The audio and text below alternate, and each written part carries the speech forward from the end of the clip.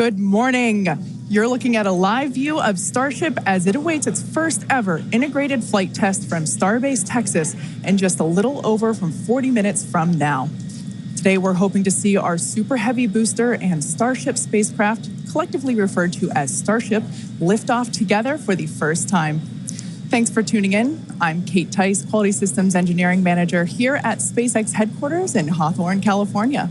And I'm Shiva Bharadwaj, a space operations engineer here at SpaceX. Now, as many of you know, Starship is SpaceX's latest and largest vehicle developed to date.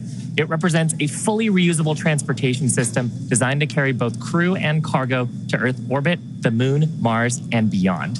If you've been following the development of Starship over the last couple of years, you know we've been doing a lot of testing leading up to this big one. Once fully developed, it will be the world's most powerful launch vehicle with twice the thrust of Saturn V rocket and the ability to carry up to 150 metric tons to orbit.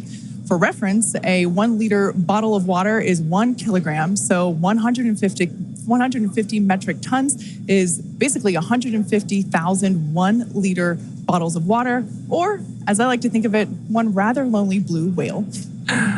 Now, today's test will be the first of many as we work towards transitioning Starship from a developmental to an operational program.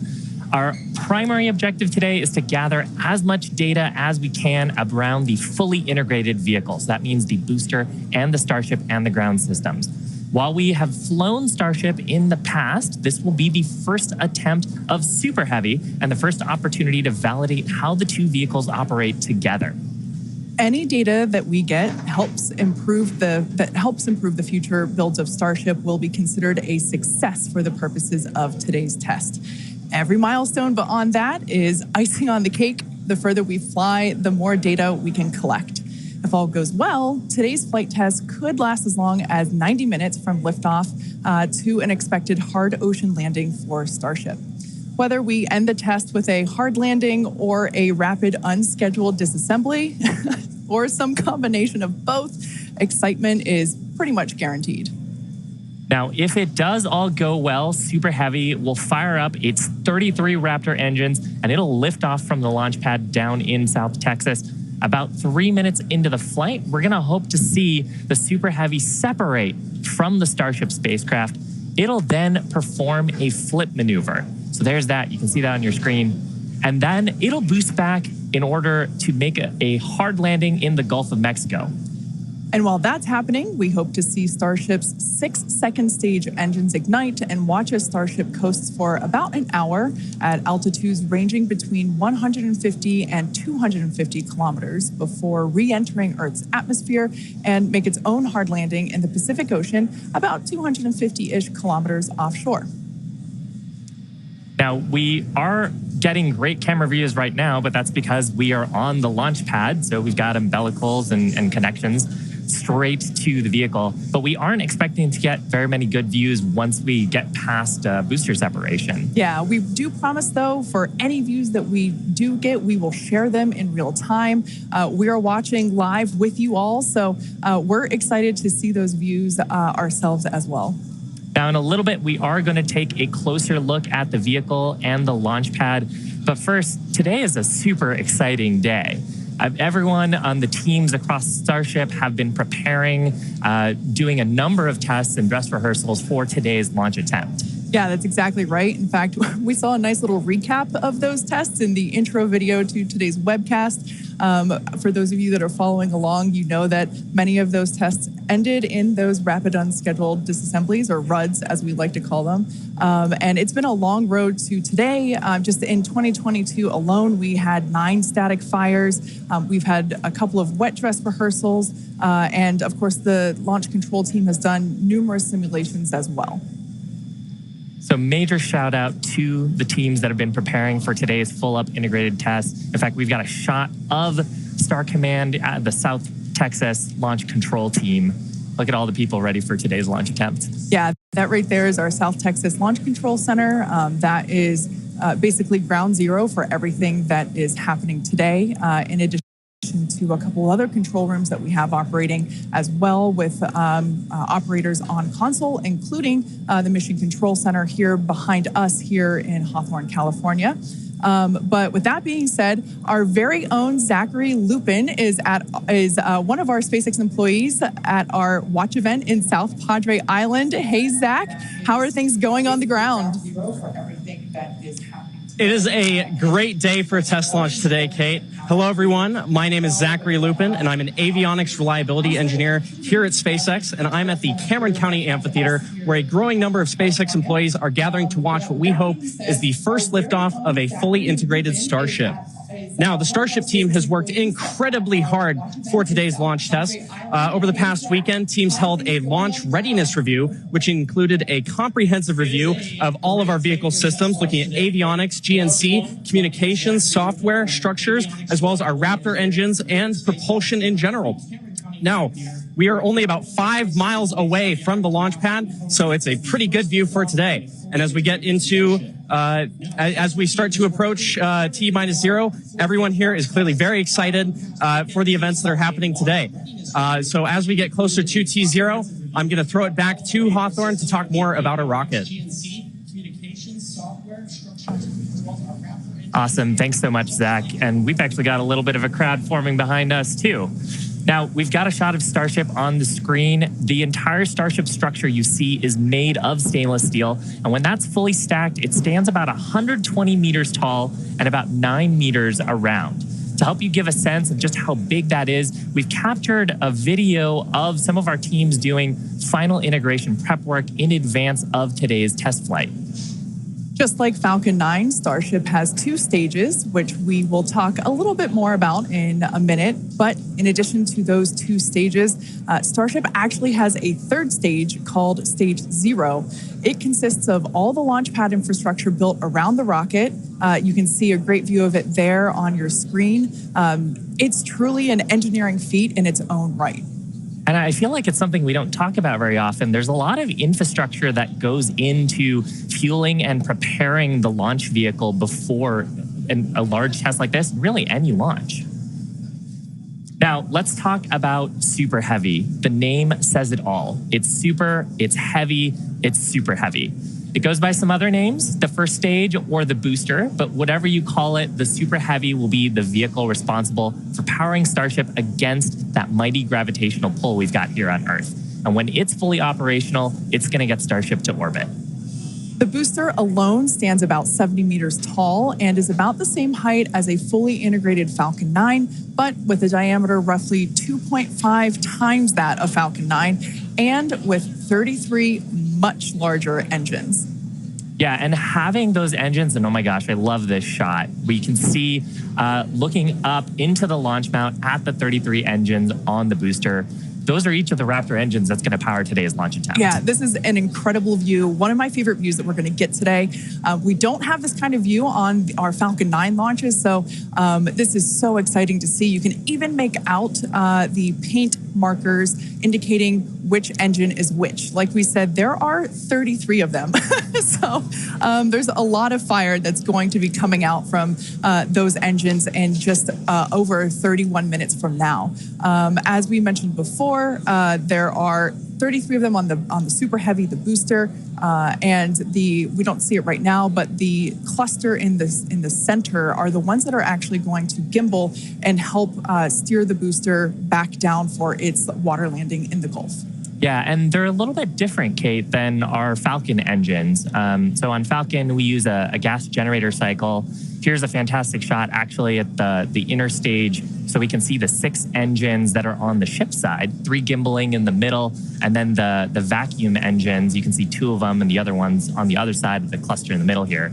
So Raptor's a little bit different. It uses something called stage combustion, which means we basically pre-burn both the fuel side and the ox side, and then get those up to the right temperatures and pressures, and then mix them in the combustion chamber. It allows us to get higher thrust and higher efficiency on these engines than on Falcon 9. Now, Super Heavy also has 4 grid fins to assist with orienting itself during the return back to Earth, as today is the fully integrated flight test. And the first one, we're focusing on safely testing just the fundamental systems and operations on the vehicle. So what that means is we won't be attempting to land on land today. Instead, Super Heavy is going to be making that hard water landing in the Gulf. Starship, or the spacecraft, is the second stage and makes up the top portion of the vehicle. It's designed for carrying passengers and cargo between destinations on Earth, Earth orbit, and planetary destinations. It stands 50 meters tall, a little taller than the Statue of Liberty. It's comprised of 6 Raptors. We saw those just moments ago. 3 of them are optimized for sea level, and the other 3 are vacuum engines. They're optimized to operate in the vacuum of space. They provide a maximum of 258,000 tons of thrust in vacuum. The spacecraft is also outfitted with 4 flaps to help aerodynamically control the vehicle's attitude during atmospheric flight and enable precise landing at the intended location. You can see a view of those flaps there.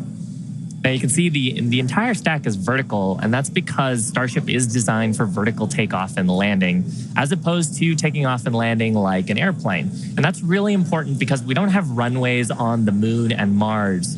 Fortunately, gravity at both of those destinations is not nearly as high as it is here on Earth. On Mars, it's about a third of what Earth's gravity is. And on the moon, the gravity is just a sixth of what it is here. So Starship can take off in both of those cases without needing the super heavy booster like we need here on Earth. Now, for today's test, Starship does not have its landing legs attached. And that's because we aren't going to be attempting to return to the launch site or land on land. It's going to be doing another hard water landing at the end of today's test. We can't wait. Starship is wrapped in a heat shield, which is composed of 18,000 hexagonal ceramic tiles designed to insulate the vehicle during atmospheric entry, where temperatures can be as high as 2,600 degrees Fahrenheit. The hex-shaped tiles, like these ones that we have here, roughly make up about 2/3 of the vehicle. There's a couple of different geometries. The one that I have is for the circular portions of the vehicle, so it has this curvature to it, and the one that Shiva has. Yeah, this kind is a hexagonal shape, and there's several thousand of these all across the body of the vehicle. And it's worth saying we need these because when a spacecraft re-enters from orbital velocity, it's going faster than the speed of sound and causes a lot of heat to build up that has to get dissipated by these heat shield tiles. Yeah, one thing that's really cool about these is they're super lightweight. Even just holding them, we're able to even just like hear how hollow they are because of the construction. But they do a great job of dispersing that heat during that atmospheric reentry. We actually produce these in-house at what we like to call the SpaceX bakeries. And they're located in Texas and Florida. So it's something that we designed and build in-house. And like we said, there's thousands of them. You can kind of see them on the exterior of the vehicle. So at this point in time, we are at T-minus 27 minutes and 18 seconds. So let's head on over to John Innsbrucker for an update on the countdown. Hey, John. Thanks, Kate, and good morning. I'm John Innsbrucker, Principal Integration Engineer here at SpaceX. We're currently loading propellant from the ground system into both the first and second stages. Now, both vehicles use the same 2 propellants. Our fuel is liquid methane at a temperature of just over 100 kelvins, or about minus 272 degrees Fahrenheit. Now, this is a different fuel from Falcon 9, where we use RP1 kerosene. And our oxidizer is liquid oxygen, the same as Falcon 9. But because there's no oxygen in space to support combustion, we have to bring our own. Now, a little bit of a recap. We did the go, no go poll at T-minus 1 hour and 45 minutes. And once the team gave their goes, we polled about 20 folks. We started loading propellants onto the booster at T-minus 1 hour and 39 minutes. And at T-minus 1 hour and 22 minutes, we began propellant loading of the ship, the second stage on Starship. Now, LOX loading of the second stage main tank is almost complete right now, but we'll actually stretch it out and wrap it up and finish at T-minus 5 minutes. And then at T-minus 3 minutes, as the booster finishes loading, the vehicle will be fully loaded with just over 10 million pounds propellant. Now, currently in the countdown, we've just passed the T-minus 26 minute mark. The good news is weather's looking good. You can see the blue skies there on the camera views from the drone. The only thing we're watching is winds. They are within limits at ground level. We expect they may pick up a little bit as we get farther into the window should we need to go that far. But the good news right now is that the weather is looking good. The range also is looking pretty good. We've moved almost all the boats out of the keep out zone overnight. We are working one, but we're still underway. And right now is a reminder, if for any reason we do not make our test flight today, we have backup launch windows. This could be either 24 or 48 hours after today, and it'll depend on how far we get into the countdown. But coming up on 25 minutes to go, everything is looking good, Kate. In order to make life multiplanetary, we need a fully reusable vehicle that's capable of carrying a huge amount of cargo and a lot of people to orbit and have a pretty quick turnaround. The idea is to effectively reuse launch vehicles just like airplanes. Crowd is getting excited here in Hawthorne behind Mission Control, as you can hear. Now, imagine if you had to wait for a new airplane to be constructed every time you wanted to fly. You rarely go anywhere, and it would probably be completely unaffordable for most of us. In order for us to get to Mars and back with lots of people multiple times, reusability is a must. Now, in the near term and a bit closer to home here on Earth, Starship will be critical to other programs as well. Once it's operational, Starship will deliver the full-size and upgraded version of our Starlink satellites. And that's super exciting because our next generation satellites represent a step forward in Starlink's capabilities and will provide more bandwidth and increased reliability to connect millions of people around the world with high-speed internet. And of course, Starship will fly a number of human spaceflight missions in the lead up to our first missions to Mars. Entrepreneur and pilot Jared Isaacman will command the first human spaceflight on Starship as part of the Polaris program. Jared served as a commander for Inspiration 4, the first all-civilian mission to orbit. Inspiration 4 launched aboard our Dragon spacecraft and Falcon 9 in September 2021, raising over $240 million for St. Jude Children's Research Hospital. The first human spaceflight on Starship will launch as part of the Polaris program, and you can learn more about that series of missions at polarisprogram.com. Now, our first lunar mission around the moon aboard Starship will be led by Japanese entrepreneur Yusaku Maezawa, also known as MZ. MZ flew to space for the first time in December 2021, and he purchased all of the seats aboard Starship's first lunar mission in order to give artists and creators from all over the world the opportunity to go. And the hope is that what they will create in space will further inspire all of us here back on planet Earth.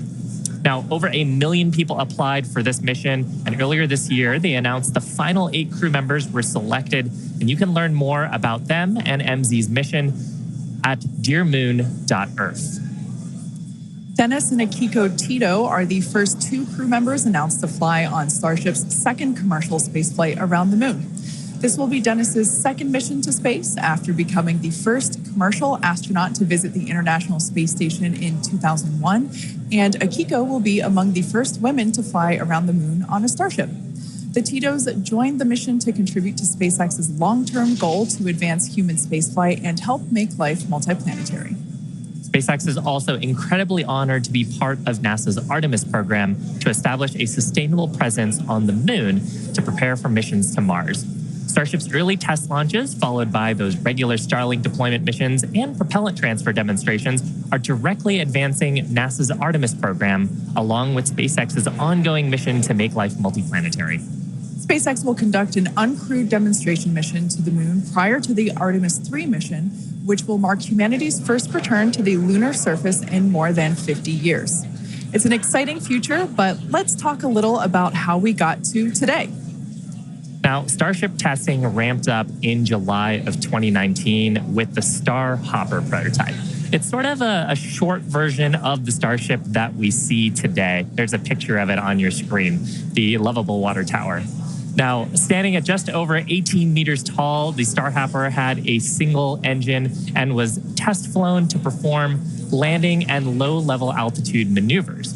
Starship's initial flight test was a hop that reached about 20 meters in altitude.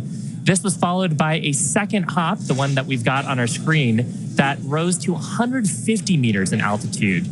We took a little jaunt away from the launch pad and ended up landing about 100 meters or so further away from it. And you can see that on your screen. Now, notably, this was the first time that we had used a Raptor engine in flight and demonstrated control of this kind. As a Star Wars fan, I can't not see a flying R2-D2 there. Now, after a series of 150-meter hop tests with earlier prototypes, the Starship program saw a huge breakthrough during a test flight of the vehicle known as serial number 8, or SN8. SN8 demonstrated a first-of-its-kind controlled aerodynamic descent and landing flip maneuver. Yes, I'm talking about the belly flop. This 12.5-kilometer hop test took place December 2020 and saw the SN8 prototype ascend to an altitude of 12.5 kilometers and conduct a belly flop maneuver. While it didn't stick the landing, the test was a major milestone in the development of Starship. I love seeing the belly flop maneuver. Now, testing continued with the prototype on serial number 9. That was a 10-kilometer flight test in February of 2021. We had a nominal ascent, engine cutoff, reorientation, and controlled descent were stable.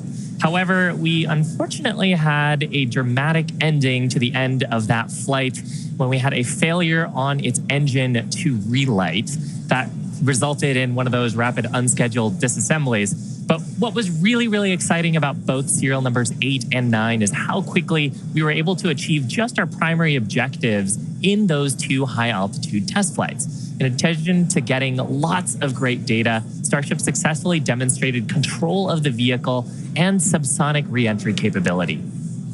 Ultimately, we performed 9 Starship high-altitude test flights in total. And in May of 2021, SN15 launched from Starbase, reached an altitude of about 10 kilometers, performed a number of maneuvers, and safely returned to the launch site. This was the first Starship prototype to fly, control its descent, safely land, and to be recovered in one piece. Now, having achieved that success in our suborbital campaign, one of the next big challenges for upper stage reusability is to survive the high heating hypersonic phase of entry. Combined with the ability to refill our Starship's tank with fuel and oxygen while on orbit is what will enable a fully reusable transportation system that's designed to carry both crew and cargo on these long-duration interplanetary flights. And that's ultimately what will help humanity return to the moon and travel to Mars and beyond in our solar system. So as you can tell, it is nothing but an iterative process to get to the point that we are today and where we will go from here. That iteration is a core process of how we work here at SpaceX. We like to fly and we like to test early and often, both on the side of hardware and software. Yeah, that's an awesome point, Kate. Now, we are continuing our countdown to Starship liftoff just over 17 minutes from now.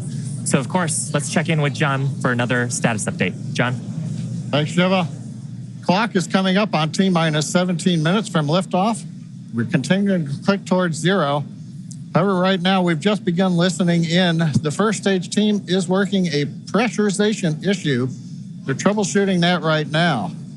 Now, we do have the option, if need be, if we can't solve this, then we would hold the count and probably treat today as a wet dress and not be able to launch. However, we are continuing to do propellant loading on both the Super Heavy and the ship stages. Now, most recently, we began loading liquid oxygen and methane fuel into the header tanks on Starship. At the very top, just underneath the nose there are 2 small spherical tanks. That's where the fuel and liquid oxygen header tanks are. That started at T-minus 27 minutes, and that propellant loading will continue until T-minus 9 minutes. We'll also continue loading the main tanks of the Starship second stage, although they're pretty much full right now. Everything will drain back as we get ready for launch at T-minus 5 minutes. Now, on the first stage, we're continuing to load the massive amount of propellant onto the Super Heavy booster. That's going to continue until T-minus 3 minutes. You can see the frost line on some of the views as both liquid methane and liquid oxygen go into the tank. It's 16 minutes and counting. We're also currently configuring the launch pad for liftoff. The booster hold downs are being prepared for the release at liftoff, and the second stage quick disconnect is beginning its configuration for release. The liquid oxygen and methane that are going into the second stage go through that quick disconnect. You can see it in some of the views, the arm that comes out just to the base of the second stage. Now it'll move out of the way as we lift off. At the same time, the SpaceX team continues to check in with the Coast Guard. We're working one boat that's in the safety perimeter. They are working to get that boat out of the way. We cleared several other boats out overnight. We're down to one, and we expect that'll be clear so that we can proceed with launch out over the Gulf of Mexico. But as a reminder, T-minus 15 minutes, 10 seconds and counting. We are working an issue on the first stage, and we'll bring an update as we get more insight into that issue. Now, today's test flight is taking place out of our Starbase facility in South Texas, and that facility has gone through a tremendous amount of change and growth in a really short period of time. Yeah, I mean, 3 years ago, not much even existed there. It was a very different scene, as you can see by that photo there on your screen. Fast forward to today, and the team is building out an entire production line. Yeah, last year they built 4 Starship Super Heavy boosters, 5 Starships, our 200 Raptor 2 engine, and this year they're targeting 5 boosters, 8 Starships in production for 2023. And really, you do need a production system to rapidly iterate, like we were talking about earlier, on the design of the vehicle as we learn more about it from these large tests. Yeah, absolutely. Pulling on my industrial engineering background, system fill is something that is critical to that goal. Being able to produce and launch multiple Starships means that we have to have a system full of those production vehicles, and we iterate on each one. So even the next Starship that will fly in whatever the next test is will be different than the one that you see there on your screen now. Now, the employees who have been at SpaceX a while say that Starbase does remind them of the early Falcon 1 days, except moving a whole lot faster. The team at Starbase is expanding as fast as the facilities are, and if you've ever wondered what life at Starbase is like, here's a quick peek.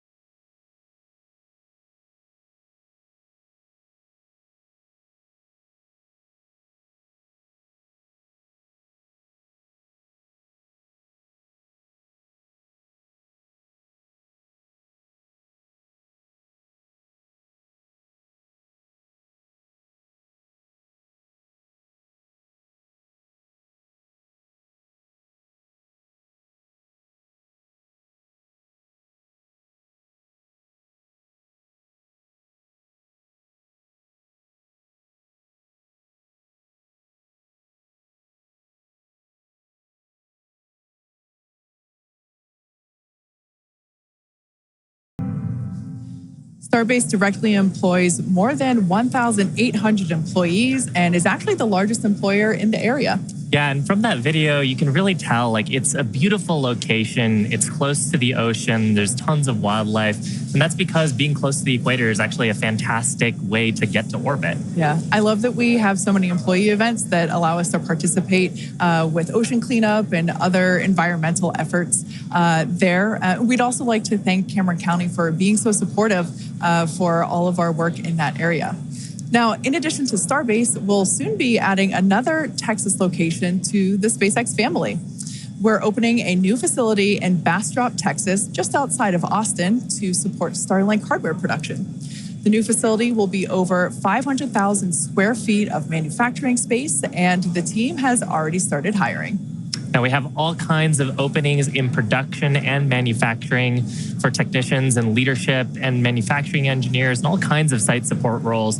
Basically, if you can think of a role, we're probably hiring for it. So if you're interested in helping expand human life to other planets or helping internet access here on Earth, consider becoming part of the SpaceX team at spacex.com/careers. Now, with that, let's check back in with Zach down at Starbase one last time before launch. Howdy, Zach. Hello, Kate and Shiva again. You can really feel the energy here at South Padre Island as more of the SpaceX team have gathered. We're standing just over 5 miles away from the launch mount. And so from here, we've got a very nice view. I would basically say these are some of the best front row seats you could get, and might I add, beachside as well. Now, the Starship team has worked incredibly hard to get ready for this test, and we're all clearly excited for T0. And as we get into the final moments, one issue that could hold the countdown or cancel the test altogether is if a boat enters the safety perimeter. Now, over my shoulder is the Gulf of Mexico, which is normally very open to all of the boaters and fishers. However, today, SpaceX is closely coordinating with the United States Coast Guard to establish a safe zone and ensure public safety. And up to T0, SpaceX is in regular communication with the Coast Guard to ensure there are no boats in the area leading up to the launch. Now, fingers crossed that does not happen. Now, I'll throw it back to the folks at Hawthorne as we get closer and closer to that T-0.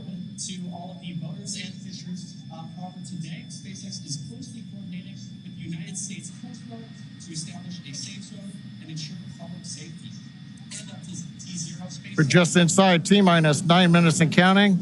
We're listening on one of the background loops right now. Flight director is talking about the issue we've had on first stage, working the pressurization system. Decision right now is that we are going to stop the launch for today. We're going to transition the launch attempt to a wet dress rehearsal. So that means we're going to continue with the countdown sequence of events. We'll continue loading propellant, finishing up here shortly on the second stage. We'll also continue loading propellant onto the first stage, wrapping up at T-minus 3 minutes. We're also going to go through pressurization steps, other steps of the countdown. This will be a full validation for the team, but currently the plan right now is we're waiting for final word, is that I think at T-minus 10 seconds, we will finally stop the clock and then recycle the countdown for today. Now we're inside T-minus 8 minutes and counting. We're continuing to load propellant on both the first and second stage. You can see the Starship second stage with the heat shield tiles there. Carriage arms are open. You can see the condensation around the first stage tank as we load liquid methane and liquid oxygen into the large super heavy first stage. Now, that propellant loading is continuing until T-minus 3 minutes. As a reminder, and there's our great view looking up at the Raptor engines, the 33 engines. There's an outer ring of 20 engines, and then there's an inner set of 13. Those are the engines that can gimbal and adjust the course of the Starship vehicle on the way up. And of course, the first stage as it comes back down towards the water landing in the Gulf of Mexico. Now, when both stages are loaded, you can see the condensation frost on the side of the first stage. We'll have just over 10 million pounds of liquid propellant on board. Inside T-minus 7 minutes, we're continuing to count. Team is preparing for the hold and scrub at T-minus 10 seconds. Now, the good news is everything's been going good. We're just working that one issue. So we are continuing to count. Team will get this as an excellent opportunity to run the end-to-end of the system. Now, in a launch, in the next few minutes, the guidance system would be performing its final alignment. We will be doing that this morning. The automated flight termination system would be armed. We won't need to arm it today as we won't be flying, and we'll do final thrust vector control checkouts, what we call wiggles of the Raptor engines on the first and second stages. Now, normally in a countdown, if we needed to hold, there's a view of the second stage Raptor engines just above the first stage. Now, as I mentioned, in a regular countdown, if we needed to hold, that would come at T-minus 40 seconds. That's the point in the countdown where we can pause to wait for final checkouts or pressurization to complete. Now, earlier this morning, we thought we might have to hold it 40 seconds. Everything's looking good, except for the one pressurization issue that the team is going to have to troubleshoot after this morning. So we won't stop at 40 seconds right now. We'll continue all the way down to 10 seconds, and then we'll go into a recycle.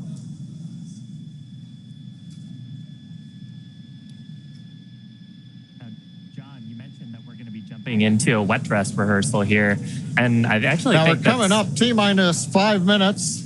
Overall, though, Kate, Shiva, it's been a good day. It's a little sad listening to the flight director say that we're going to have to stop at 10 seconds. But I guess that's for everybody. It gives us a real run through of the launch vehicle. Yeah, it's unfortunate. Of course, we wanted to see fire today and lift off.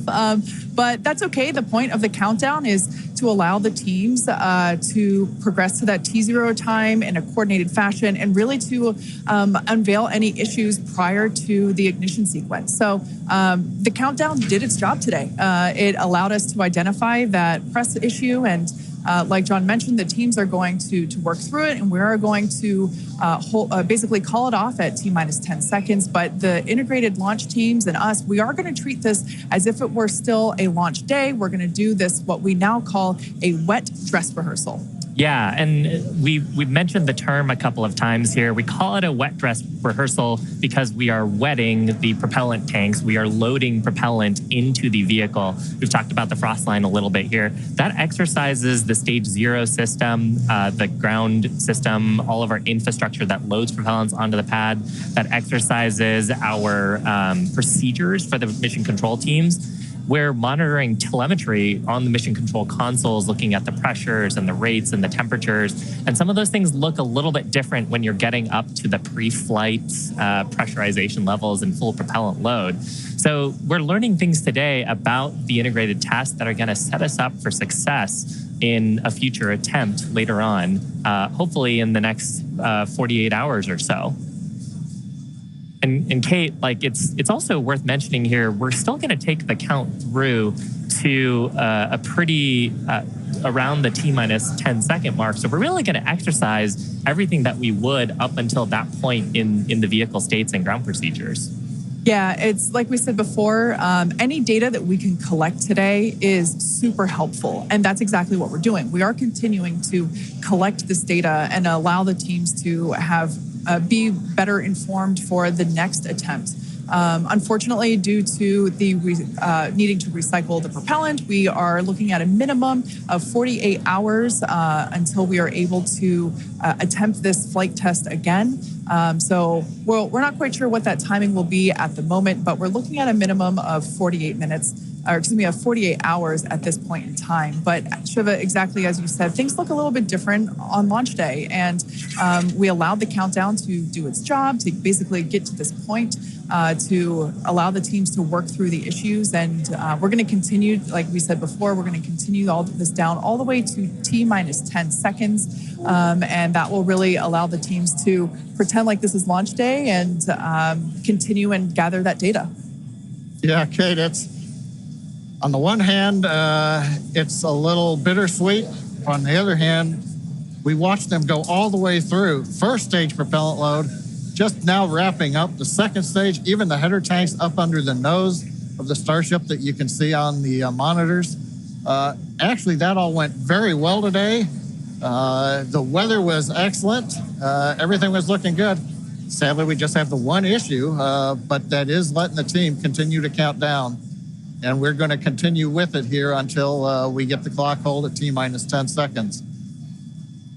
Yeah, so for those of you that have just joined us, we're now at T-minus 1 minute and 30 seconds to what would have been the launch of our Starship flight test. But unfortunately, due to a stage 1 issue, we are going to utilize today as a wet dress rehearsal.